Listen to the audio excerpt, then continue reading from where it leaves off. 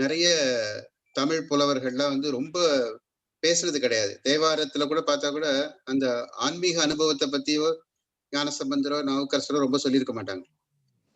ஈஸ்வரனை பத்தி நிறைய வர்ணனை எல்லாம் இருக்கும். அந்த ஒரு உபதேசம் மாதிரி நிறைய இருக்கும். அருணகிரிநாதர் தான் ரொம்ப அந்த ஆன்மீக அனுபவத்தை எப்படி திருவாசகத்துல மாணிக்க வாசகர் பேசினாரோ அந்த மாதிரி அருணகிரிநாதரோட இது இருக்கு. அது கந்தர் அலங்காரம் வந்து கிட்டத்தட்ட ஒரு திருவாசகம் மாதிரி தான். அந்த மேப்பிங் பத்தி லாஸ்ட் வீக் நம்ம சொன்னதை கொஞ்சம் கூட ரிப்பீட் பண்ணு. எது எந்த இது சைவ அந்த இது திருவாசகம் மேப்பிங். அதாவது கரெக்ட். இந்த சைவர்களுக்கு வந்து முக்கியமானதா இருக்கிறது தேவாரம், திருவாசகம், திருமந்திரம். இது மூணும். தேவாரம் வந்து அந்த மூவர்கள் பாடினது, மூவர் முதலிகள் அப்படிம்பாங்க. ஞானசம்பந்தர், நாவுக்கரசர் அண்ட் சுந்தரமூர்த்தி நாயனார். மாணிக்கவாசகர் பாடினது திருவாசகம், அது 8ஆம் திருமுறை. அப்புறம் 7ஆம் திருமுறை. 8ஆம் திருமுறை இல்ல, நானே தப்பா சொல்றேன். 8ஆம் திருமுறை திருவாசகம், 10ஆம் திருமுறை திருமந்திரம். முதல் 3 திருமுறை வந்து இவங்க பாடின. ஸோ இது எல்லாத்தையும் சேர்த்தா ஒரு ஆயிரக்கணக்கான பாட்டு இருக்கும். சைவர்கள்லாம் இதை அடிக்கடி பாராயணம் பண்றது வழக்கமா வச்சிருக்காங்க. முருக பக்தர்களுக்கு என்ன பண்ணாரு, அருணகிரிநாதர் ஒருத்தரே வந்து எல்லாத்தையும் பாடி கொடுத்துட்டாரு. தேவாரத்துக்கு ஈக்குவலண்டா திருப்புகள் இருக்கு, ஆயிரக்கணக்கான பாட்டு. நல்ல ராகத்தோட பாடலாம் தேவாரம் மாதிரி. அதே மாதிரி மந்திரம் மாதிரி திருமந்திரம் எப்படி மந்திர நூல் அப்படின்றாங்களோ அந்த மாதிரி கந்தர் அனுபூதி வெறும் 51 பாட்டு தான். அது ஒரு மந்திர நூலா அதை பாடி வச்சிருக்காரு. திருவாசகத்தை பாடி எப்படி நம்ம உள்ளம் உருகிறோமோ அதே மாதிரி கந்தர் அலங்காரத்துல ஒரு 108 பாட்டு பாடிட்டாரு. ஸோ அது வந்து திருவாசகத்துக்கு ஈக்குவலண்ட். அதனால முருக பக்தர்களுக்கு வந்து நிறைய படிக்கணும்ன்ற கவலையே இல்லை. இதை அவங்க சைவர்களை இதை படிச்சு என்ன அனுபவம் கிடைக்குதோ அது வந்து முருக பக்தர்களுக்கு இது ஈஸியா கிடைச்சிடும் அப்படின்னு ஒரு நம்பிக்கை அந்த இதுல. ஸோ இது without okay, I think with this introduction we can get into Kandhar Alangaram. Arunagirinathar வந்து ஒரே அந்த இதை ஷேர் பண்ணலாம் அப்படின்னு. அந்த பாட்டு வந்து பாட்டு எழுத்து வந்து தெரியுதா அப்படின்றதுக்கு. Very good. Okay. I think இந்த 3 பாட்டை ஃபர்ஸ்ட் இன்னைக்கு இந்த 3 பாட்டை பார்த்தாலே போதும்னு நினைக்கிறேன். ஃபர்ஸ்ட் அந்த காப்பு செய்யுளும் அப்புறம் அந்த அடுத்த 2 பாட்டு. ஆமா, கரெக்ட். இத பார்க்கலாம். அத I think this is a very good idea, Ramnath. Thanks. ஏன்னா இல்ல அவங்களுக்கெல்லாம் கூட ஜாயின் பண்றவங்களுக்கு அத ஃபாலோ பண்றதுக்கு ஈஸியா இருக்கும். Very good. என்னோட ஃப்ரெண்ட்ஸும் 2 பேர் ஜாயின் பண்றேன்னு சொல்லியிருக்காங்க. ஆனா அவங்க இந்த வீக் அடுத்த வீக்ல இருந்து கூப்பிடலான்னு ரொம்ப லாஸ்ட் மினிட்ல தான் சொன்னேன் அவங்களுக்கு. Okay. So 1 or 2 may join next time. நானும் சொல்லிருக்கேன். இன்னும் 2-3 பேர் ஃபேமிலி மெம்பர்ஸ் எல்லாம் ஜாயின் பண்றேன்னு சொல்லியிருந்தாங்க. டைம் இல்ல, அதனால இந்த வாட்டி ரெக்கார்ட் பண்றேன். நெக்ஸ்ட் டைம்ல இருந்து லைவா ஜாயின் பண்ணிடுறேன். ஓகே.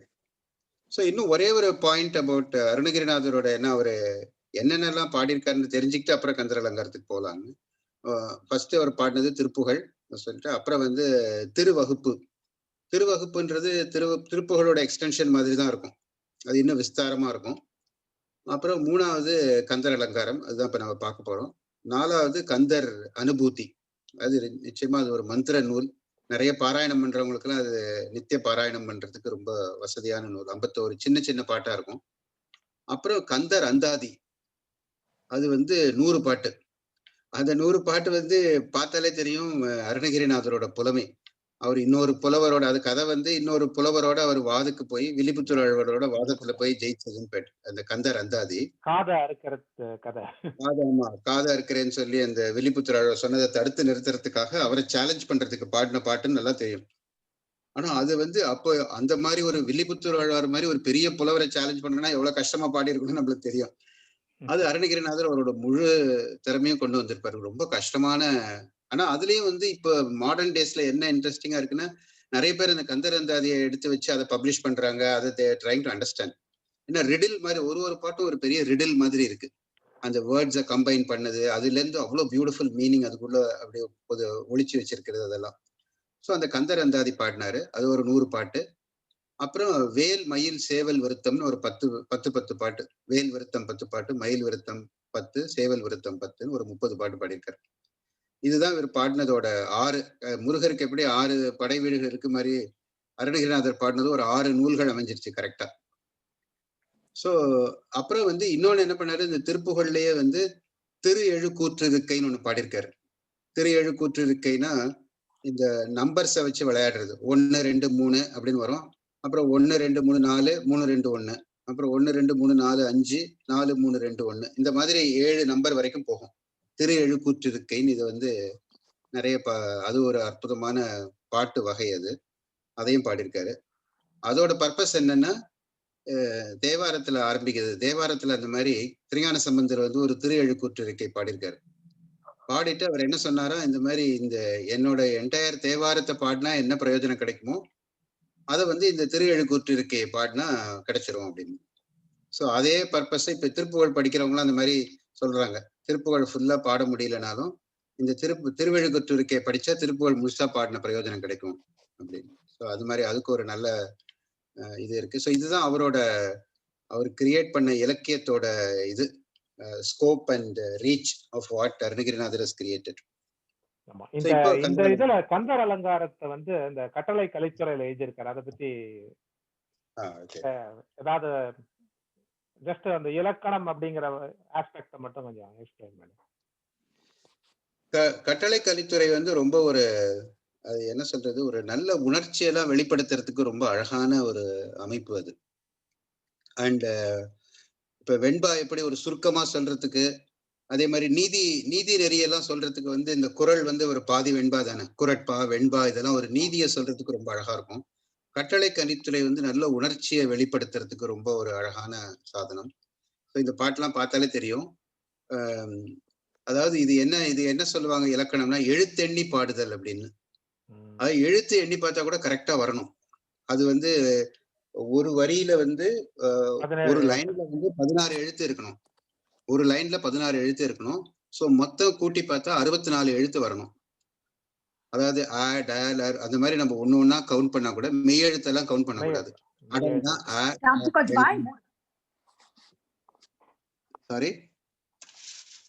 சோ இந்த மாதிரி 64 16 × 4 64 எழுத்து வரணும் அப்படின்றது ரொம்ப ஒரு அதான் கஷ்டமான பாட்டுமாங்க இந்த இதை பாடுறது, கட்டளை கலித்துறையில பாடுறது. ஆனா அபிராமி அந்தாதி முழுக்க இந்த கட்டளை கலித்துறையில தான் இருக்கும். அப்புறம் முடியிறப்ப வந்து இந்த இது மாதிரி கடைசி பாட்டு எப்படி முடியுது பாருங்க. கடைசி லைன் இளைய களிற்றினையே அப்படின்னு இருக்கும். குமாரன் கிருபாகரனே அப்படின்னு வந்து அந்த ஏகாரத்துலதான் வந்து முடியும் எல்லாமே. இதுதான் கட்டளை கலித்துறைக்கு இருக்கிற இலக்கணம். ராம் அரிதேர் பின்னாடியில இருந்து மியூட் பண்ண சொன்னாங்க, அதனால மியூட் பண்ணியிருக்கேன். ஓகே சவுண்ட் ஏதோ வந்துட்டே இருக்கு.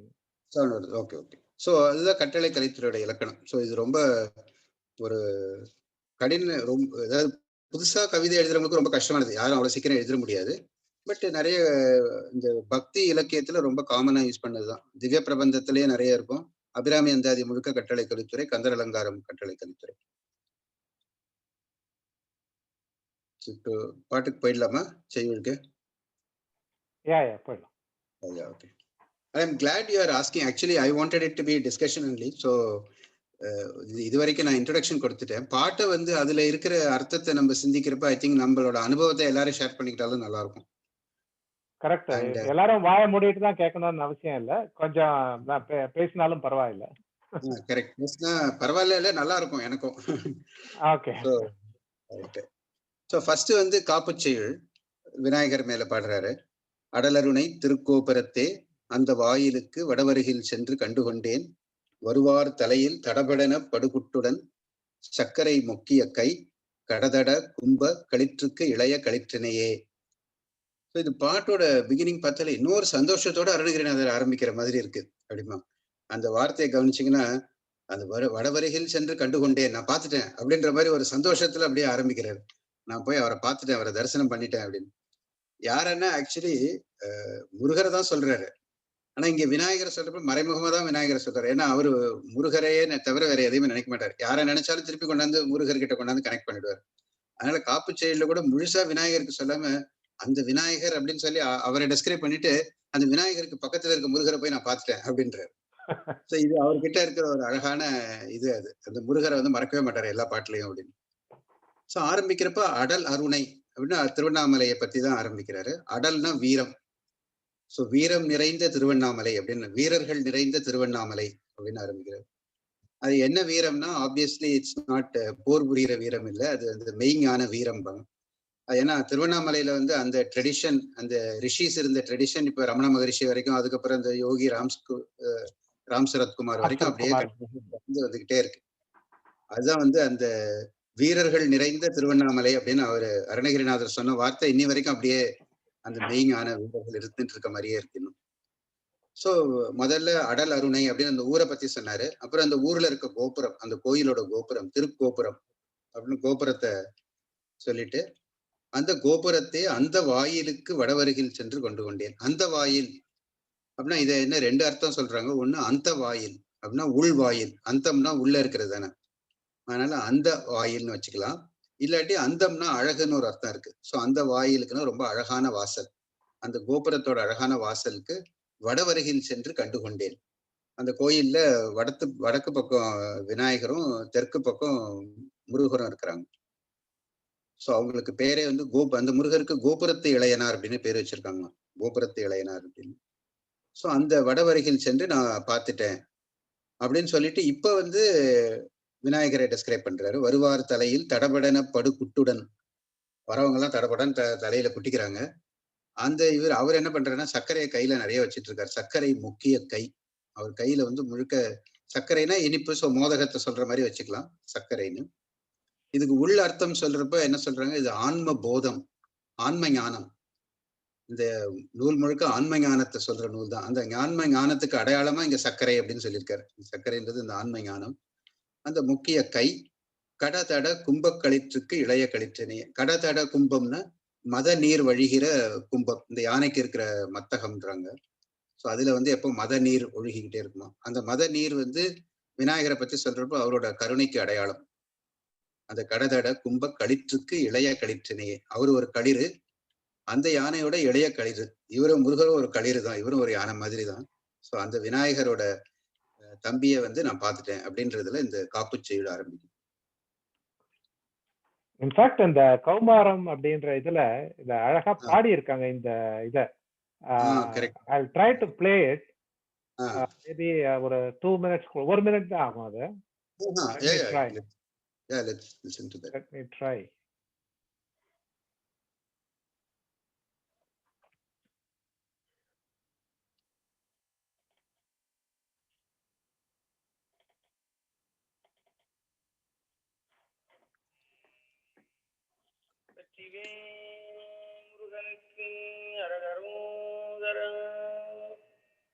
கேக்குதா? அடலருளை திருக்கோபுரத்தே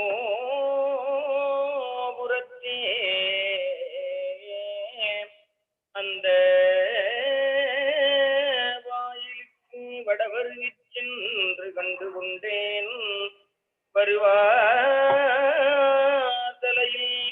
தடபடனப்படுகுட்டுடன் சர்க்கரை முக்கியகை கடதட கும்ப களிற்றுக்கு இளைய களிற்றினையே.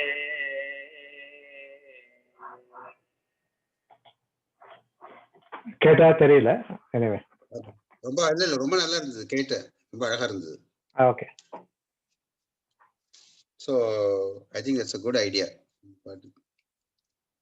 So anything else that comes to your mind in the part that you want to? இல்ல அதான் நீ சொன்ன மாதிரி கீவாஜ் அந்த புக்ல எல்லாம் I think you have covered all the points எல்லாம் ரொம்ப நல்லா இருந்தது. ஸோ பேசிக்கலி நான் இந்த கிவாஜாவோட உரையில இருக்கிறது தான் நான் படிச்சதை எடுத்து சொல்றேன். ஸோ அவரு தான் நிறைய இந்த அதுவும் அப்புறம் வந்து இந்த திருப்புகழை தேடி கண்டுபிடிச்சவர் வாசு செங்கல்வராய பிள்ளை. ஆமா, தணிகை மணிம்பாங்க. அவரும் வந்து கந்தர் அலங்காரத்துக்கும் கந்தர் அனுபூதிக்கும் உரை எழுதியிருக்காரு. ஸோ அதையும் இப்போ நியூ இதுல பப்ளிஷ் பண்ணிருக்காங்க. ஸோ அதுலயே நிறைய இந்த பாயிண்ட்ஸ் எல்லாம் அவர் எடுத்து சொல்லியிருக்காரு. இப்ப இதுல இந்த ஒரே ஒரு பாயிண்ட் மட்டும் இதுல ஒண்ணு சொல்லணும்னு ஆசைப்படுறேன். இந்த யானையோட மத நீர் அப்படின்றது விநாயகரோட இது பண்றப்போ ஒருத்தி பாக்குறப்போ அவரோட கருணை தான் அந்த மத நீரா அப்படியே ஒழுகுது அப்படின்னு. இந்த திருவிளையாடல் புராணத்துல ரொம்ப அழகான பாட்டு ஒண்ணு இருக்கு. அதை கிவா ஜெகநாதன் எடுத்து பட்டிருப்பாரு. உள்ளமெனும் கூடத்தில் ஊக்கமெனும் தறி நிறுவி அப்படின்னு இருக்கும். அதாவது எப்படி அந்த பாட்டுல என்ன சொல்றாங்கன்னா, நம்ம வீட்டுல ஒரு யானை வளர்த்தா எப்படி இருக்கும், அது மாதிரி நம்ம மனசு வந்து உள்ளம் எனும் கூடம், அதுல வந்து அந்த ஊக்கம் எனும் தறி நிறுவி அப்படின்னு ஆரம்பிப்பாங்க. அந்த இதை வந்து அந்த தறி நிறுவி அதுல வந்து நம்ம அந்த யானையை கட்டி போட்டுட்டா, யானையை வளர்த்தோம்னா, ஆனா வந்து டெய்லி அந்த யானைக்கு நிறைய சாப்பாடு போடணும். யானை வீட்டுல வளர்த்தா, அதனால என்ன யானையை கட்டி பண்ணணும், தீனி போடுறது. ஆமா யானைக்கு தீனி போடுறது. சோ நம்ம மனசுல இருக்கிற தாட்ஸ், எண்ணம் எல்லாத்தையும் வந்து நம்ம ஆன்ம போதம் எல்லாத்தையும் அந்த யானைக்கு தீனியா போட்டுட்டோம்னா, அது நம்ம வீட்டுக்குள்ளே இருந்து அப்படியே வீட முழுக்க அந்த மத நீரா நினைச்சிடும் அப்படின்னு ஒரு அழகான கற்பனை அது. சோ அத அந்த இதை சொல்ற ரிமைண்ட் பண்ற மாதிரி இங்க கடதட கும்ப கழிற்றுக்கு இளைய கழிற்றினையே அப்படின்னு ஆரம்பிச்சிட்டோம். இப்ப அடுத்த பாட்டுக்கு போயிடலாம். அடுத்த பேற்றை தவம் சற்றும்.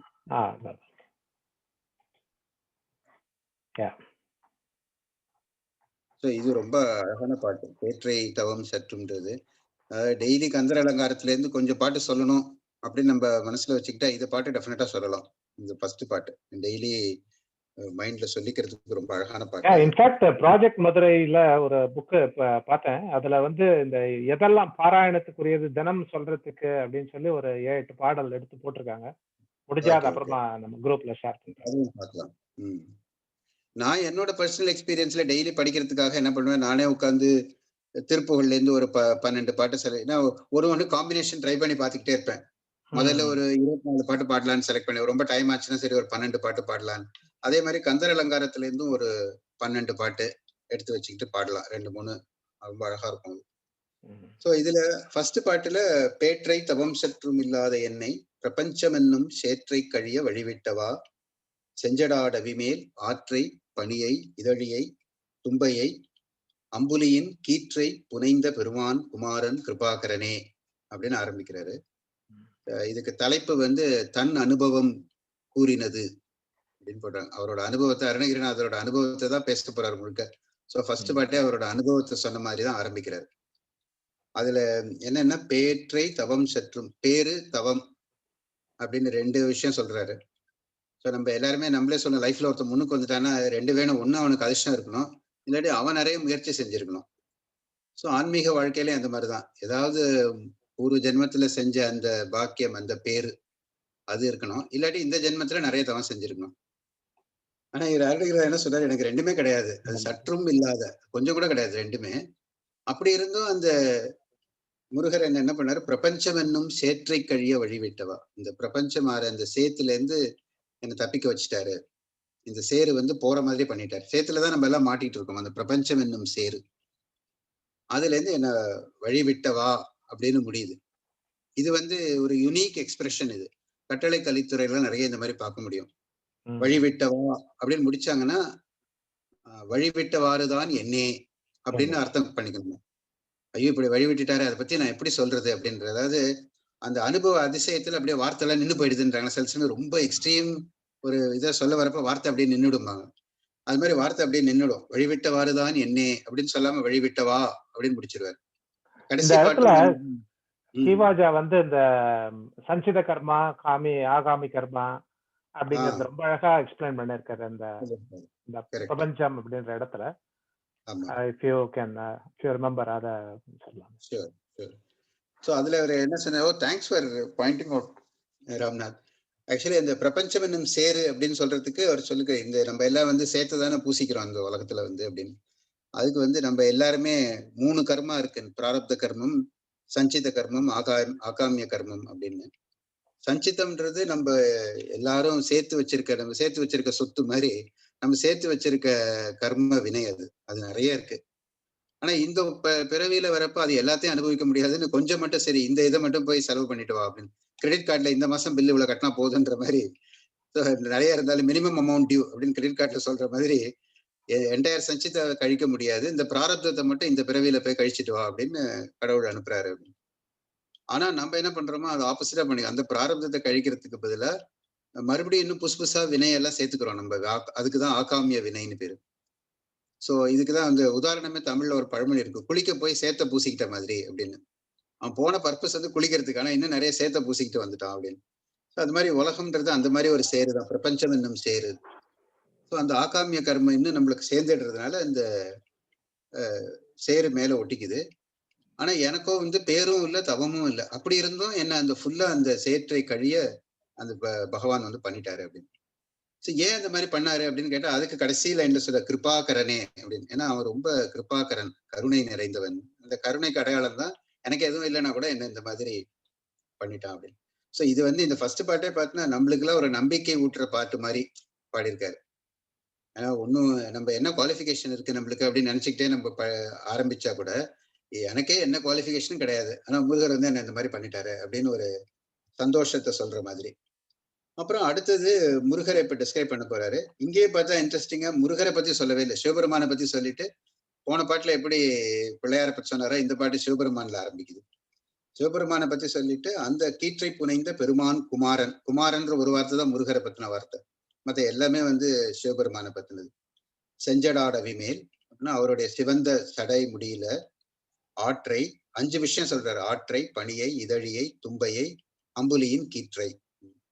ஸோ ஆறுனா கங்கை நதி, எல்லாரும் தெரியும். பனினா பாம்பு, பாம்பு அவரோட முடியில இருக்கு. இதழினா கொன்றைப்பூ, கொன்றைப்பூ இருக்கு. 4வது தும்பைப்பூ. 5வது அம்புலியின் கீற்று. அம்புலியின் கீற்றுன்றது நம்ம சந்திரசேகர், சசிதர் சொல்றோம். ஸோ அந்த நிலவோட பிறை நிலா, இது 5ம் அவர் தலையில இருக்கு அப்படின்னு. இது 5த்துக்கும் வந்து ரொம்ப அழகான அர்த்தம். மறுபடியும் கீவாஜா வந்து அதை தேடி கண்டுபிடிச்சு அந்த இதுல ரொம்ப அழகா சொல்லியிருக்காரு. ஆற்றுன்னு சொன்னதுல ஒரு இது அழகு நம்மளுக்கே தெரியுது. ஏன்னா முதல்ல சேரை கழி, சேற்றுக்கு எதுகையோடையும் வந்துருச்சு. அதே சமயம் சேற்றை கழிக்கிறதுக்கு ஆறு இருந்தாதான் சேறு போகும். அதனால அந்த ஆறு அவர் தலையில இருக்குன்னு சொல்றதுல ஒரு கரெக்டான பொருத்தம் இருக்கு. அப்புறம் இன்னொன்னு அர்த்தம் அவர் என்ன கண்டுபிடிச்சு சொல்றாருன்னா, இப்ப ஆறு, பனி, இதழி, இதை 3த்தையும் வச்சுக்கிட்டே இது ஒரு அழகான கம்பேரிசன் ஒன்று சொல்றாரு. ஆறு பாத்தீங்கன்னா கங்கை ஆறு வந்து புனிதமானதுதான். ஆனா அந்த கங்கை ஆறுக்கு ஒரு சமயம் பெரிய அகங்காரத்துல அப்படி உலகத்தையே அழிச்சிருவேன்னு வந்தப்போ அது சடமுடியில தாங்கிக்கிட்டு அதோட வேகத்தை குறைச்சாரு அப்படின்னு ஒண்ணு இருக்கு.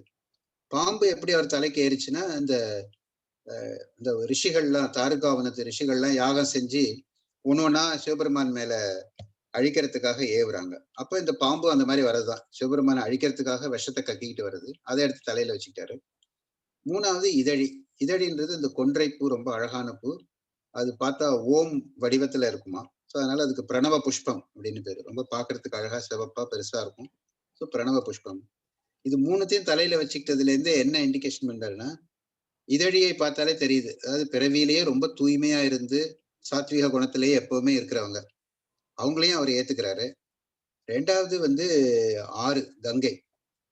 அதுக்கு நல்ல குணம் புனிதம் இருந்தாலும் ஒரு சமயத்துல ஏதோ அகங்காரம் வந்துருச்சு. ஸோ அப்படி இருக்கிறது, அதையும் ஏத்துக்கிறாரு. 3வது பாம்பு, அதுக்கு வெறும் விஷத்தை மட்டும்தான் கக்க தெரியும், வேற எதுவுமே தெரியாது. ஆனா அது அழிக்க வந்தாலும் அதையும் ஏத்துக்கிட்டாராம். ஸோ இந்த மாதிரி உலகத்துல இருக்கவங்கள நல்லவங்களா இருந்து கொஞ்சம் கெட்டவங்களா மாறினவங்க, முழுசுமே கெட்டவங்களா இருக்கவங்க, யாரா இருந்தாலும் பகவான் ஒதுக்கி வைக்கிறதுல எல்லாரையும் ஏத்துக்கிட்டாரு அப்படின்னு. ஸோ அது சிவபெருமானோட தலையில இது 3ம் உட்கார்ந்துருக்கு, ஆற்றை, பணியை, இதழியை. அப்புறம் அடுத்த கம்பேரிசன் பிட்வீன் இதழியை அண்ட் தும்பையை. அப்படியே இதழி பூவுக்கு ஆப்போசிட் இந்த தும்பை, அதாவது கொன்றைக்கு ஆப்போசிட் தும்பை. தும்பை பூ வந்து ரொம்ப இத்தினூண்டு சின்னதா, அதுக்கு ஒரு மனமும் கிடையாது, நிறமும் கிடையாது, இத்தினூண்டு இருக்குமா. அதை யாரையும் எடுத்து அதை ஒன்றும் பெருசா யூஸ் பண்றதும் கிடையாது. அதையும் எடுத்து தலையில வச்சுக்காராம். ஸோ இந்த உலகத்துல நம்ம இவங்க ரொம்ப பெரிய ஆளு, இது ரொம்ப சின்ன ஆளுன்னு நம்ம பாக்குறோம். அந்த மாதிரி கிடையாது, அது சிவபெருமானுக்கு அது 2 ஒண்ணுதான் அப்படின்னு சொல்றது. ஸோ இது மாதிரி இதுல இத்தனை அர்த்தத்தை நம்ம தேடி கண்டுபிடிக்கலாம். அப்கோர்ஸ் லாஸ்டா வந்து அம்புலியின் கீற்றை, பிறை நிலா. ஏன்னா நிலவு வந்து தேஞ்சிக்கிட்டே வந்தது, ஒரு சாபத்தை வாங்கிட்டு அந்த நிலவு தேஞ்சிக்கிட்டே வந்தது.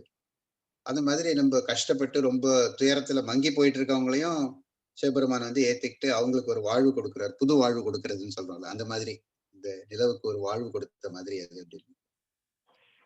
பெருமான் குமாரன் கிருபாகரணி, இது அதாவது அந்த பெருங்கருணையை என்னென்று வியப்பேன் அப்படின்னு பாடினது. இந்த மாதிரி இந்த வார்த்தை இது வந்து சேற்றை கழிய வழிவிட்டவா அப்படி மாதிரி முடிக்கிறது. கந்தர் அனுபூதியில நிறைய வரும்.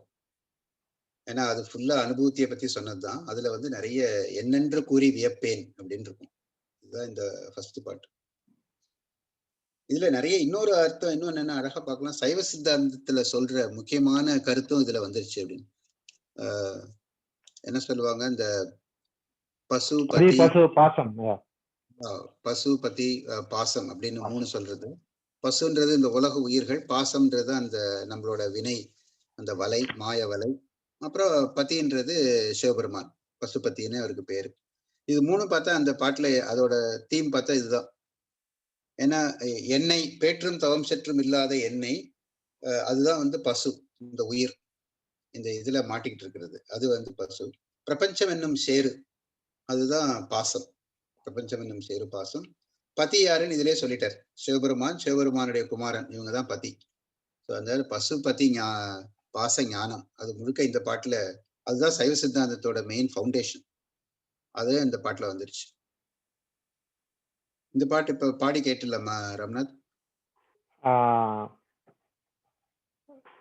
கொஞ்சம் ஒரு நிமிஷம்.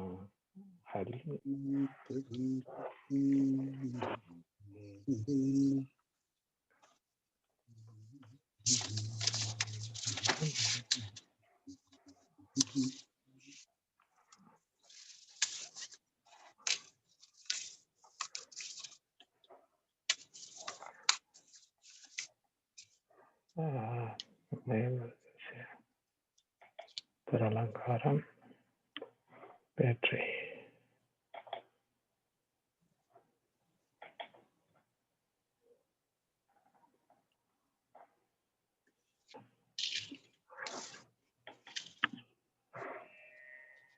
அழித்து பிறக்க ஒட்டாயில் வேரங்கவி அன்பால் எழுத்து பிழையற இல்ல சாரி, அடுத்த பாட்டுக்கு படிச்சது. இந்த இப்ப தவம் சற்றும் இல்லாத என்னை பிரபஞ்சம் என்னும் சேற்றை கழிய வழிவிட்டவா செஞ்சடாடவி மேல் ஆற்றை பணியை இழியை தும்பையை அம்புலியின் கீற்றை புனைந்த பெருமான் குமாரன் கிருபாகரனே.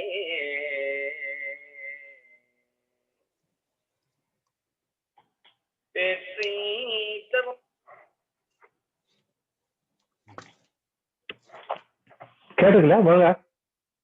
ரொம்ப நல்லா கேட்டது. ஐ திங்க் இது பாடுறவர் வந்து இந்த மயிலாப்பூர்ல ஒரு ஓதுவார் இருக்காரு, மயிலை ஓதுவார் சர்க்குருநாதன் நினைக்கிறேன். ரொம்ப அழகா பாடுவாரு. குமார் அப்படின்னு போட்டிருந்தது இதுல. வசந்தகுமாரா? Okay okay. ரொம்ப நல்ல ராகம் எல்லாம் செலக்ட் பண்ணி பாடுறாங்க இதுல. முகாரியில முதல் பாட்டு அதான். கௌமாரத்துல வந்து எல்லா இப்ப இதுக்கும் திருப்புகளுக்கும் ஒரு ராகம் போட்டு, அந்த ராகத்துல வந்து அந்த குருஜி போட்டது ராகத்துல அவங்க பாடி இது ரெக்கார்ட் பண்ணி வச்சிருக்காங்க. இன்ஃபேக்ட் அதுல என்ன ஒரு அட்வான்டேஜ்னா, எனக்கு வந்து இப்ப ராகம் பத்தி ஒண்ணுமே தெரியாது. ஆனா எனக்கே என்ன பண்ண, திருப்பி அந்த திருப்புகளை வந்து அவங்க போட்ட ராகத்தை பார்த்துட்டு அதுல பாடி அதை பாட கேட்டா இந்த ராகம் இந்த மாதிரிதான் இருக்கும் அப்படின்றது கூட மனசுல அப்படியே கொஞ்சம் கொஞ்சமா பதிய ஆரம்பிச்சிச்சு.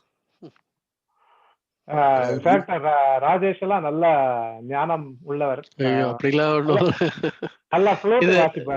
எனக்கு ஆனா ஒரே ஒரு கொஸ்டின். ஸோ இப்போ வந்து நம்ம இப்போ நீங்க சொன்ன இந்த இப்போ வந்து சாரி பகவான் வந்து he doesn't discriminate. அதாவது எப்படி யாரு இப்ப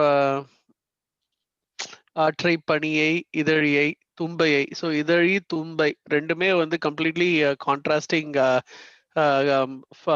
ஃப்ளவர்ஸ். ஸோ அந்த மாதிரி வந்து ரொம்ப அழகா ரொம்ப இதுவா இருக்கிறவாலையும் பகவான் ஏத்துப்பார், ஒண்ணுமே இல்லாம இருக்கிறவாலையும் பகவான் ஏத்துப்பார் அப்படிங்கிற லைக். ஸோ இது மாதிரி இப்ப இதுல வர மாதிரி எல்லா ரிலிஜியஸ் டெக்ஸ்ட்லயும் அந்த மாதிரி வருது.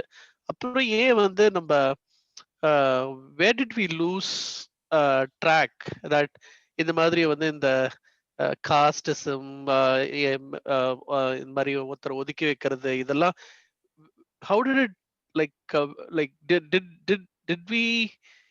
did we miss something in educating people about because a lot of religious people, pious people அவளே வந்து இந்த மாதிரி discriminate பண்றா. So what are they missing?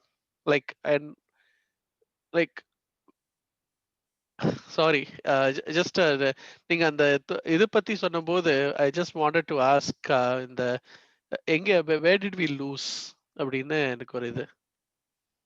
ஆமா, இது வந்து பெரிய கொஸ்டின் தான், big question which I don't know whether direct and simple answer to it. But one thing பண்ணலாம், ஏன்னா எல்லா ரிலிஜன்லயுமே இதை பாக்குறோம். ஏதோ ஒரு ஹையஸ்ட் ட்ரூத் அவங்க சொன்னா கூட அவங்க பிராக்டிக்கல் இதுல வந்து ஏதோ ஒரு கான்ட்ரடிக்ஷன் இருந்துட்டே இருக்குது. நம்ம ரிலிஜனுக்கு மட்டும் இல்ல, எல்லா ரிலிஜனுக்குமே இருக்கு. இல்ல எல்லா எல்லா ரிலிஜன்லயும் இருக்கு. அண்ட் நம்ம ரிலிஜன்ல வந்து we have multiple holy texts, multiple Sivan மேல இருக்கு, முருகன் மேல இருக்கு, விஷ்ணு மேல இருக்கு, அம்பாள் மேல இருக்கு.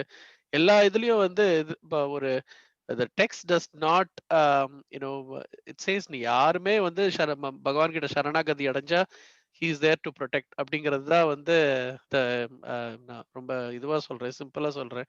But that's the idea. But இவ்வளோ இருக்கும்போது எப்படி நம்ம வந்து நம்ம இவ்வளோ thousands of years இதெல்லாம் ஃபாலோ பண்ணிட்டு வரோம், அப்புறம் எப்படி இதை நம்ம மிஸ் பண்றோம்? அதுதான் எனக்கு ஒண்ணுமே இட்ஸ் ஜஸ்ட்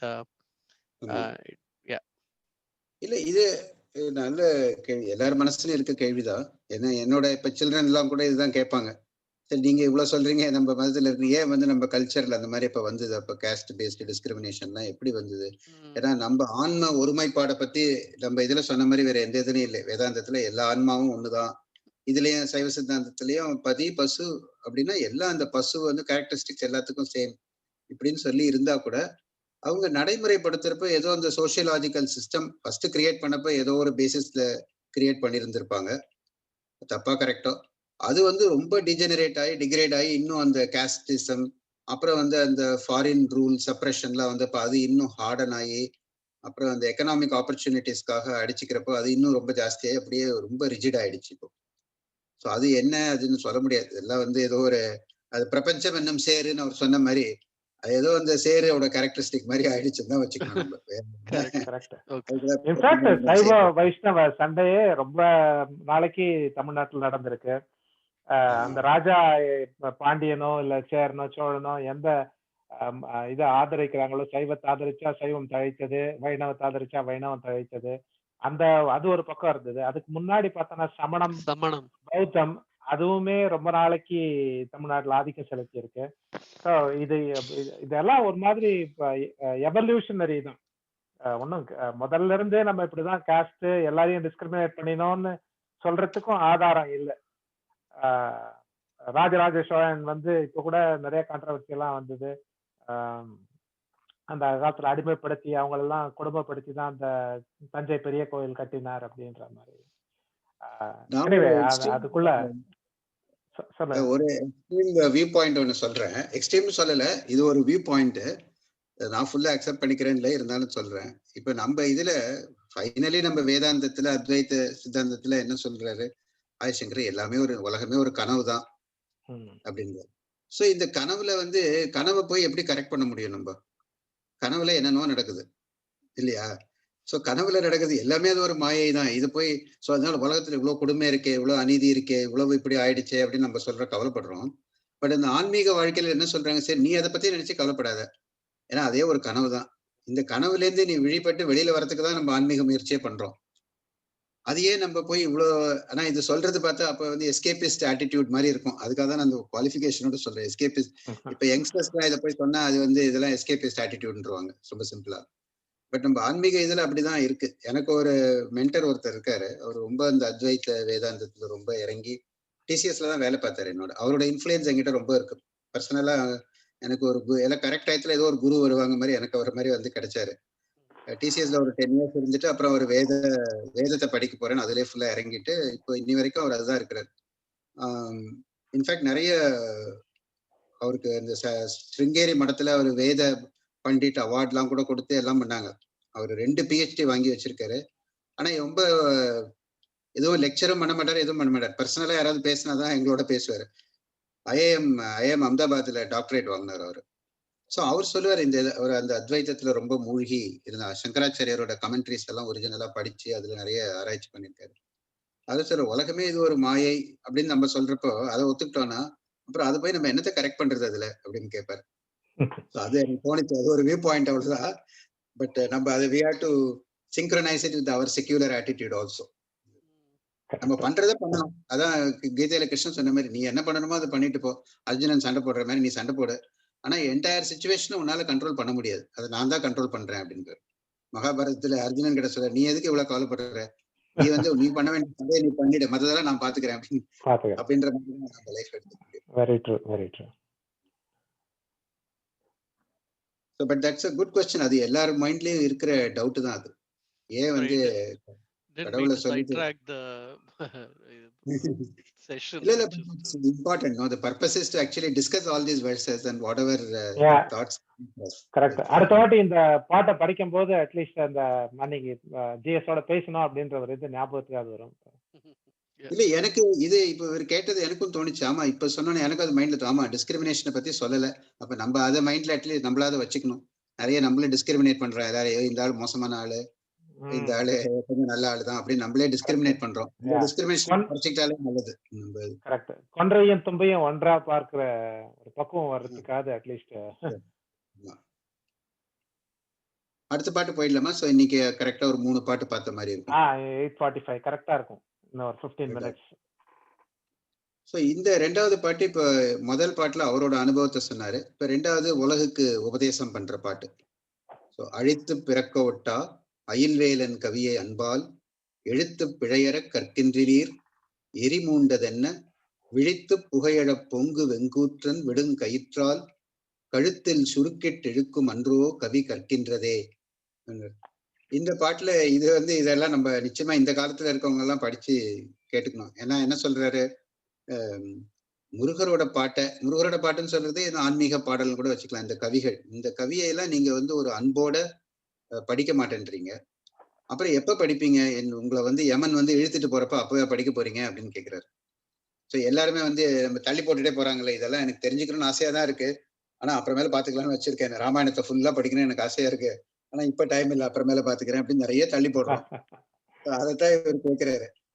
அது அன்பால இப்ப கத்துக்கலன்னா அப்புறம் எப்ப அது இந்த யமன் வரதை தான் டிஸ்கிரைப் பண்றாரு. அவன் எப்படி வருவான்னு அந்த பயமுறுத்துற மாதிரி, எரிமூண்டதென்ன விழித்து புகையழ பொங்கு வெங்கூற்றன் விடும் கயிற்றால் கருத்தை சுருக்கிட்டு இழுக்கும் அன்றோ அப்படின்னு அந்த அருணகிரிநாதர் டிஸ்கிரிப்ஷன் பண்றதுல அவரை பீட் பண்ணிக்கிறது யாருமே முடியாது. அப்படியே கடகடகடான்னு வார்த்தையெல்லாம் அடுக்கி அந்த யமன் வரதை நம்ம முன்னாடியே விஷுவலைஸ் பண்ண வச்சிருவாரு. அப்படியே அவன் நெருப்பு வர மாதிரி இருக்கு, புகை வருது, அவன் கண்ணுல இருந்து அப்படியே புகையா வருது, அப்படி பொங்கு வெங்கூற்றன் அப்படியே வேகமா வரான், அவன் பிடிச்சி இழுத்துட்டு போயிடுறான்னு. அவன் கழுத்துல சுருக்கும் போட்டு இழுக்க போறான்.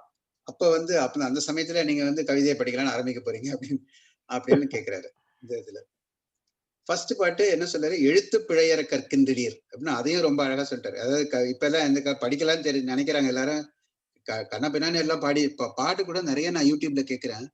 எல்லாம் நம்ம ரொம்ப ப்ரொனன்சியேஷன் மிஸ்டேக்கோட, even the famous singers pronunciation மிஸ்டேக்கோட நிறைய பாடுறாங்க. திருப்புகழையும் தேவாரம் திருவாசகெல்லாம் அதெல்லாம் கேட்டா ரொம்ப கஷ்டமா இருக்கு. ஏன் வந்து இந்த மாதிரி எழுத்து எவ்வளோ அந்த காலத்துல பாடின சிங்கர்ஸ் எல்லாம், எம்.எஸ். சுப்புலட்சுமி இவங்க எல்லாம் பாடின, டி.கே. பட்டம்மாள், ஒரு அக்ஷரத்துல பிழையே இருக்காது. ரிசோர்சஸ் கம்மியா இருந்த காலத்துல அவங்களுக்கு எல்லாம் என்ன இன்டர்நெட் இருந்ததா இல்ல இந்த மாதிரி எல்லாம் இருந்தது, அவங்க வந்து அவ்வளவு கரெக்டா கத்துக்கிட்டு கரெக்டா பாடுறாங்க. இப்ப எல்லாம் ரொம்ப தப்பு தப்பா பாடுறாங்க நிறைய பாட்டு. சோ அதை வான் பண்ற மாதிரியே சொல்றாரு, எழுத்து பிழையற கற்கின்றீர். அது யாரு யாரோட கிவாஜா என்ன எழுதியிருந்தாருன்னா, இந்த பாட்டுலயே வந்து ழகரம் ரகரம் ரெண்டையும் ஒழுங்கா இந்த பாட்டை படிச்சாலே கண்டுபிடிச்சிடலாம். 7 இடத்துல அந்த அழித்து எழுத்து விழித்து கழுத்து இப்படின்னு நிறைய வரா மாதிரி போட்டிருக்காரு அப்படின்னு சொல்லி அதுவும் ஒரு ஸ்லேடையா சொல்லியிருந்தாரு. ஆமா, அதுதான் இப்ப இந்த காலத்துல எல்லாம் மிஸ்டேக் பண்றாங்க. இப்ப எல்லாம் சொல்ல வராது. அதே மாதிரி இந்த வல்லின ரகரத்துக்கும் இந்த மெல்லின ரகரத்துக்கும் வித்தியாசம் நிறைய பேருக்கு அதுவும் சொல்ல வராது. அதனாலதான் அதையும் மிக்ஸ் பண்ணிருப்பாரு. எழுத்து பிழையற கற்கின்றீர் ஏரி மூண்டது என்ன அப்படின்னு அந்த இடையின ரகரமும் வந்துடும். சோ அதே வந்து இன்டைரக்டா சொல்ற மாதிரி இருக்கு. இது சொன்னது இந்த பாட்டை திருப்பி திருப்பி சொன்னாலே ழ சொல்றது கரெக்டா வந்துடும் அப்படின்னு.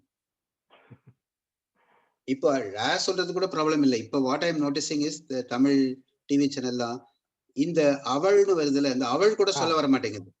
அந்த ழாவும் மறந்து போச்சு எல்லாருக்கும். ஆமா, அதுக்கு டிஃபரன்ஸே இல்லாம சொல்றாங்க. அதெல்லாம் ஒரு இது என்ன சொல்றது, ஒரு கேர்லெஸ்னஸ் தான். ஒரு கேர்லெஸ்னஸ் வந்துடுது, அப்புறம் அது கேஷுவலா ஆயிடு போயிடுது. இதுல இன்னொரு அர்த்தம் வந்து இந்த கற்கின்றீர் அப்படின்றது, கற்பது அப்படின்றது வெறும் படிக்கிறதுக்கு மட்டும் சொல்லல, அனுபவ முதிர்ச்சி உண்டாகும்படி கற்றல் அப்படின்னு சொல்லியிருக்காரு. ஐ திங்க் கிவா ஜெகநாதன் தான் நினைக்கிறேன். ஏன்னா நான் 2-3 இதுல இருந்து ரெஃபர் பண்ணிட்டு இருக்கேன் இப்போ. ஸோ அனுபவ முதிர்ச்சி வர மாதிரி படிக்கணும் அப்படின்னு. அதாவது வெறுமனே வந்து நான் எழுத்து பிழை இல்லாம படிச்சிருவேன் அப்படின்றதுக்காக இல்லை. அந்த பாட்டுல இருக்க அனுபவத்தை நினைச்சு நம்மளுக்கும் அந்த அனுபவ முதிர்ச்சி வரணும், அந்த மெச்சூரிட்டி அது மாதிரி வர மாதிரி படிக்கணும் அப்படின்னு. ஸோ அதுதான் அந்த கற்றலோட இது. அது அப்புறம் அழித்து பிறக்க விட்டா அயில்வேலன் கவி, அதை குவாலிஃபை பண்ற எந்த கவிதை நிறைய வந்து கவிதை நிறைய இருக்கு படிக்கணும்னு நினைச்சா. ரொம்ப அந்த காலத்திலேயே சிருங்கார ரசம் இருக்க மாதிரி கவிதையெல்லாம் நிறைய இருக்கு. இதை பின்னாடி இவரே கந்தர் அலங்காரத்துல இன்னொரு பாட்டு வரப்போகுது, இழியும் கவி கற்றிடாதிருப்பீர் அப்படின்னு வான் வேற பண்றாரு. இழியும் கவி அப்படின்னா நம்மள ரொம்ப கீழ்த்தரமான நிலைமைக்கு எடுத்துட்டு போற கவிதை எல்லாம் கூட இருக்குன்னு அவரு அந்த காலத்திலே சொல்லி வச்சிருக்காரு. இந்த காலத்துல பாத்தீங்கன்னா நிறைய இந்த மாதிரி கண்டென்ட் இருக்கு. ஸோ அந்த இழியும் கவி கற்றிடாதிருப்பீர் அது மாதிரி பாடாம இருங்க, அதை கத்துக்காம இருங்க அப்படி. இதுதான் இந்த மூணாவது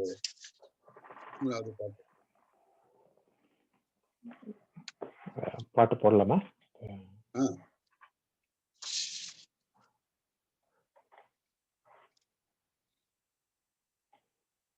பிடித்து புகையழ அழித்து பிறக்க விட்டா அயில்வேலன் கவியே அன்பால் எழுத்து பிழையற கற்கின்றிலே எரிமூண்டதென்ன பிடித்து புகையழ பொங்குவெங்கூற்றன் கயிற்றால் கழுத்திற் சுருக்கிட்டிருக்குமன்றோ கவி கற்கின்றதே.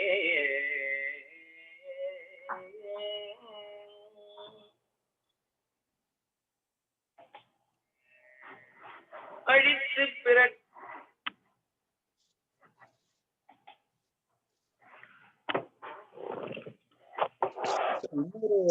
நம்ம பழைய தமிழ் நூல்களுக்குள்ள இருக்கிற ஒரு இலக்கணம் என்னன்னு பார்த்தா, ஃபர்ஸ்ட் பாட்டு அதுக்கு அடுத்த பாட்டு ஒரு அந்த பாட்டுல வந்து அந்த என்டையர் தீம் ஆஃப் தட் இது வர மாதிரி தான் பாடியிருப்பாங்க பெரிய நூலாக. அந்த ஃபர்ஸ்ட் பாட்டுலயே எல்லாம் இருக்கும் அந்த மாதிரி. எப்படி வந்து பெரிய புராணத்தை எடுத்த உலகலாம் உணர்ந்து ஓதற்கரியவன் அந்த ஒரு பாட்டுக்கே ரொம்ப நாள் அர்த்தம் எழுதியிருப்பாங்க. ஏன்னா அதுலயே எல்லாம் புதிச்சு வச்சிருக்காரு. அது மாதிரி இந்த இவரோட இதுவும் பாட்டா நாளைக்கு பாட்டையும் பார்த்துட்டு பார்க்கலாம். நாளைக்கு இந்த ஃபர்ஸ்ட் 3 பாட்டுலயே வந்து அந்த என்டையர் தீம் ஆஃப் கந்தர் அலங்காரம் வர மாதிரி தான் இருக்கு. அது பார்த்தாலே அவரோட அது அவங்க அந்த காலத்துல இருந்த ஒரு இது. அது ஃபர்ஸ்ட் பாட்டுலயே எல்லாத்தையும் ஒரு இது பண்ணி வைக்கிறது ஃபர்ஸ்ட் வேர்ஸ்ல. அது ஒரு ட்ரெடிஷன் நம்ம ஹிந்து ஸ்கிரிப்சர்ஸ்ல பார்க்கலாம். முதல் பாட்டுல அவங்க வந்து ஒரு பெரிய இதை கொண்டு பொதிச்சு வச்சிருப்பாங்க அர்த்தத்தை.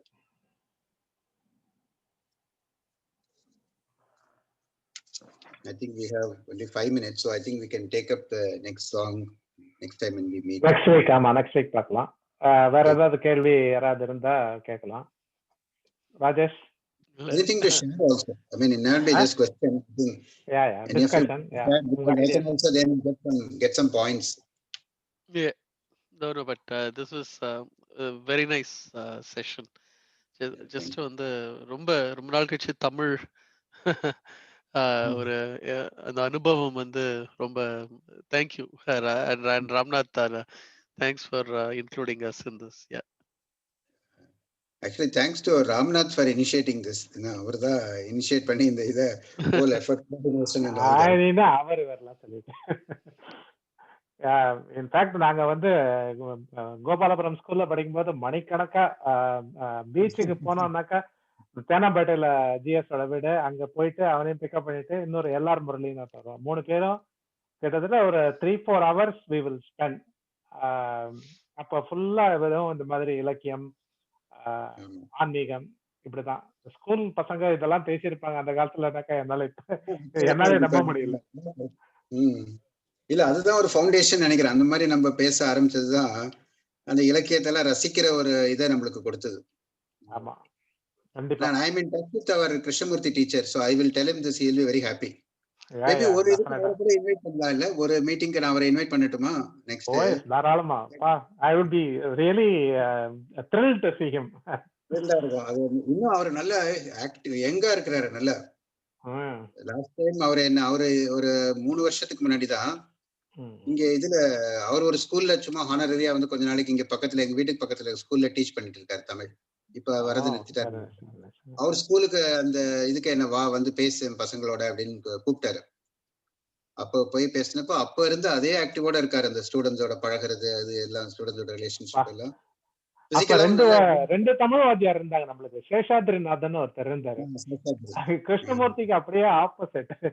அவருக்கு சரியா இலக்கணம், இந்த யாப்பிலக்கணமே அவ்வளவா தெரியாது. அதனால ஆனா தப்பு தப்பா ஏதோ சொல்லி கொடுத்துட்டு இருந்தாரு. அதெல்லாம் கரெக்ட் பண்றது கிருஷ்ணமூர்த்தியோட வேலை. இல்ல நம்ம இப்ப சொன்னோம்ல இதழி அண்ட் தும்பை, அந்த மாதிரி எல்லா இடத்துலயும் இருக்கு. ஒரு இதழியும் ஒரு தும்பையும் எல்லா இடத்துலயும் இருக்கும். கண்டிப்பா. ஆமா ஆமா. எனக்கு இப்பதான் சட்ட ஞாபகத்துக்கு வந்தது. அவங்க ரெண்டு பேரும் இன்ஃபேக்ட் கண்ணதாசன் எல்லாம் வந்து எங்க ஸ்கூல்ல கவியரங்கம் எல்லாம் நடத்தினாங்க. அதுல ஜிஎஸ் உடைய கவிதை தான் நம்பர் 1, கேட்கவே வேண்டாம். கவிதை ஆக்சுவலி கவிதைன்னு சொன்னது நான் ஆக்சுவலி அருணகிரிநாதரோட இந்த கந்தர் அலங்காரத்தை ஒரு கவிதை மாதிரி கூட அனுபவிக்கலாம். அது நான் நிறைய பேர்கிட்ட சொல்ல, ஆன்மீக இதுல உங்களுக்கு இஷ்டம் இல்லைன்னா கூட அது ஒரு கவிதைன்ற ஆங்கிள் பார்த்தாலே பின்னாடி போக வரும். ஒரு பெரிய கவிதை நயத்தோட நிறைய பாட்டு பாடியிருக்காரு. அவர் அருணகிரிநாதருக்கு இருந்ததுக்கு ஒரு கம்பராமாயணம் மாதிரின்னு ஒரு காவியம் கூட எழுதியிருப்பாரு. ஆனா அவரு ரொம்ப அனுபவ முதிர்ச்சியில இருந்ததுனால வெறும் இந்த மாதிரி ஒரு இப்படி பாடி வச்சிருக்காரு. ஆனா அவரு he can is well capable of writing one entire Kambaramayanam. அந்த மாதிரி ஒரு கவிதை நயம் அவருக்கு இருக்கு. இன்ஃபேக்ட் அவருடைய வடமொழி புலமை வந்து அந்த திருப்புகழ்ல பார்த்தா தெரியும். அவ்வளோ அப்படியே சில பாட்டெல்லாம் அது சமஸ்கிருதமா இல்ல தமிழானே தெரியாது, அப்படி இருக்கும் பாட்டு. ரெண்டுத்தையும் அவ்வளவு அழகா பிளெண்ட் பண்ணிட்டாரு அவர். அந்த மணிப்பிரவாளம்னு வைஷ்ணவ பண்ணதை அருணகிரிநாதர் சைவ அவர் பண்ணிட்டாரு. ரொம்ப அழகா பிளெண்ட் பண்ணிருப்பாரு. தமிழ் சிந்தசிஸ், முருகரே வந்து கடவுள் ஆஃப் சிந்தசிஸ் தான். That's how I see between Saivam and Vaishnavam, between north and south, between Tamil and Sanskrit, is a synthesizing god. Thirumurugaatruppadai படிக்கிறப்ப பார்த்தோம். அது வந்து மாலோன் மருகனை அனுப்பிச்சிருந்தேன் நான் உனக்கு. என்னுடைய டாக்டர் பாடினது மாலோன் மருகனை, கந்தர் அலங்கார பாட்டு, 90வது பாட்டு. Okay okay. நான் கேட்கல, நான் கேட்கிறேன் அது. Maybe you can encourage your daughter to sing lot of Kandar Alangaram and put it as a YouTube channel. அவளா பார்க்கலாம். I don't think that will work out, but anyway, that's a good suggestion. இல்ல நான் உன்னுடைய இதுல வாட்ஸ்அப்ல அவ இதும்போது அரங்கேற்றும் போது அந்த பாட்டு இந்த மாலவன் மருகனை வந்து ஒரு விருத்தம் மாதிரி பாடியிருக்காங்க பெஹாக் ராகத்துல. அது உனக்கு அனுப்பிச்சிருந்தேன் நான். சரி, நான் கேட்கறது மறுபடியும் ஞாபகம் இல்லை எனக்கு. அந்த கீர்த்தனை கேட்டதான் ஞாபகம் இருந்தது, இது கேட்டது ஞாபகம் இல்லை. Definitely listen to it again. Very good. I think I've chosen a very good song for her. Malavan மருகனை ரொம்ப அழகான பாட்டு. ஆமா, இன்னும் ரொம்ப அழகழகான பாட்டுலாம் வரப்போகுது கந்தர் அலங்காரத்துல. இது வந்து நிறைய பேர் டெய்லி பாராயணம் பண்றது இல்ல, ஆனா பாராயணம் பண்ணலாம். அபிராமி அந்தாதி படிக்கிற மாதிரி ஐ திங்க் கந்தர் அலங்காரத்தையும் டெய்லி கிருபானந்த வாரியார் சொல்லுவார், ஆக்சுவலி இது டெய்லி பாராயணம் பண்ணலாம். 108 பாட்டையும் பாராயணம் பண்ற நூல் இது. இன்ஃபேக்ட் ராஜேஷ் வந்து பார்க்காம கந்த சஷ்டி கவசத்தை ஒரு 5-10 நிமிஷத்துல சொல்லிடுவான். அதெல்லாம் அது சின்ன வயசுல பாட்டி அவகிட்ட கத்துனது அப்படியே. அது வந்து எங்க சன்னுக்கு அவன் வீடு கிரகப்பிரவேசம் பண்ணிட்டு அங்க எல்லாம் போயிருந்தோம். அப்ப ராஜேஷும் வந்திருந்தான். அந்த பூஜை எல்லாம் முடிஞ்ச உடனே நான் ஒரே ஒரு நிமிஷம் எனக்கு வேணும் அப்படின்னு சொல்லிட்டு உட்காந்து ஃபுல் கந்த சஷ்டி கவசத்தையும் சொல்லிட்டான். Very good. அதான் நான் என் ஃப்ரெண்ட் கிட்ட இப்ப ரீசெண்டா சொல்லிட்டு இருந்தேன், இங்க இருக்கிறவங்களை விட அமெரிக்காலையும் கனடாலும் போய் செட்டில் பண்ணவங்க. நான் யூஎஸ்க்கு ஒரு தடவை போயிருந்தப்போ என்னோட ஃப்ரெண்டு வீட்டுல தங்கியிருந்தேன் இங்க சான் பிரான்சிஸ்கோல. அங்க லிவர்மோர்ல ஒரு முருகர் கோயில் இருக்கு. எல்லா கோயில் சன்னிதியும் இருக்கும், முருகர் சன்னிதி நல்லா பெருசா இருக்கும். அங்கே வான்னு கூட்டிட்டு போயிருந்தான். அப்போ ஐ வாஸ் வாட்சிங் அந்த சன்னிதி முன்னாடி உட்கார்ந்துக்கிட்டு அங்க இருக்கவங்க எல்லாம் நிறைய லேடிஸ் அண்ட் அங்க இருந்தவங்க கம்யூனிட்டியில எல்லாம் உட்காந்து கந்தர் அனுபூதியை வந்து அவ்வளவு அழகா பாராயணம் பண்ணிட்டு உட்காந்துருந்தாங்க. நான் சொன்னேன், தமிழ்நாட்டுல கூட நான் இந்த மாதிரி கேட்டதில்லை, கந்த சஷ்டி கவசம் பாடி கேட்டிருக்கேன். இந்த மாதிரி கந்தர் அனுபூதியை உட்காந்து இவ்வளவு இதுவா உட்காந்து சின்சியரா பாராயணம் பண்றது நான் அப்பதான் ஃபர்ஸ்ட் டைம் பாக்குறேன் அப்படின்னு சொல்லிட்டு இருந்தேன். நிறைய விசாலி ஏதாவது சொல்றதுக்கு அன்மியூட் பண்ணிருக்கா போற இருக்கு. Okay, you want to say something? No எனக்கு ஒண்ணுமே தெரியாது, சும்மா I'm just it's really nice at least to listen to the great scholars talking about அதெல்லாம் ஒண்ணும் இல்ல, great scholars எல்லாம். great scholar like GS நாங்கெல்லாம் தமிழ்ல அதுக்கு ஒரு வார்த்தை இருக்கு, ஆர்வலர். ஆர்வலர் இந்த காலத்துல enthusiast-ங்கறாங்க. we are enthusiast. But very nice to listen to your voice after a long time. Oh, thank you. நாளாச்சு உங்களை எல்லாம் பார்த்து. ஆமா. Yeah, we are in different meeting rooms, so. Okay. No problem. சரி. Okay. Okay. Thank you. Thank you. Yeah, so next week இதே Thank you time so much. it works இல்லையா? இப்ப காலையில 6:30 இருந்து ரொம்ப early இல்லல்ல உனக்கு? எனக்கு not a problem. I get up early and the whole house is quiet. So I like this time actually. Okay, good. Thank you. Good day. Bye. Okay, take care. Yeah. Okay, thank you.